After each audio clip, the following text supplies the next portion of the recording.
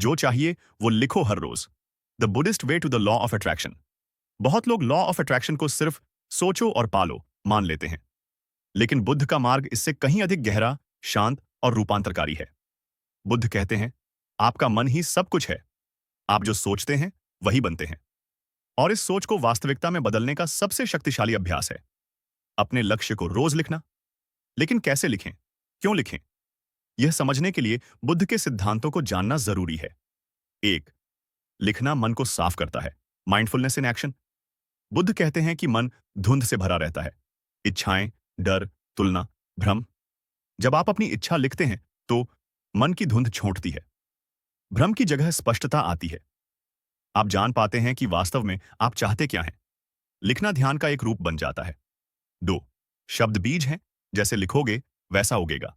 Karma of thoughts. हर शब्द एक कंपन है, एक ऊर्जा। जब आप रोज वही इच्छा लिखते हैं, वह मन में गहराई से जड़ पकड़ती है। आपके कर्म उसी दिशा में होने लगते हैं। ब्रह्मांड वही स्थितियां आपके सामने लाकर खड़ी करता है।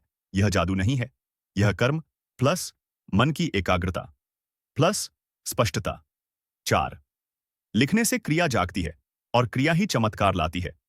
बुद्ध का मार्ग सिर्फ इच्छा पर नहीं चलता। वह कहता है, प्रयत्न के बिना फल नहीं। जब आप रोज लिखते हैं, आपका ध्यान बढ़ता है। आपका दिन उसी लक्ष्य की दिशा में स्वाभाविक रूप से होने लगता है। आप छोटे छोटे कदम उठाते हैं। ये कदम मिलकर बड़ा परिवर्तन लाते हैं। यही लॉ ऑफ अट्रैक्शन का बौद्ध और वास्तविक रूप है। पांच, लिखना कृतज्ञता जगाता है, और कृतज्ञता समृद्धि खींचती है। जब आप लिखते हैं, मैं अपने लक्ष्य के पास पहुंच रहा हूं, मैं योग्य हूं, ब्रह्मांड मेरे पक्ष में काम कर रहा है, तो मन शिकायत से कृतज्ञता की ओर बदलता है। और कृतज्ञता वह चुंबक है जो समृद्धि, अवसर और लोग आकर्षित करती है। कैसे लिखें? Buddhist LOA writing method.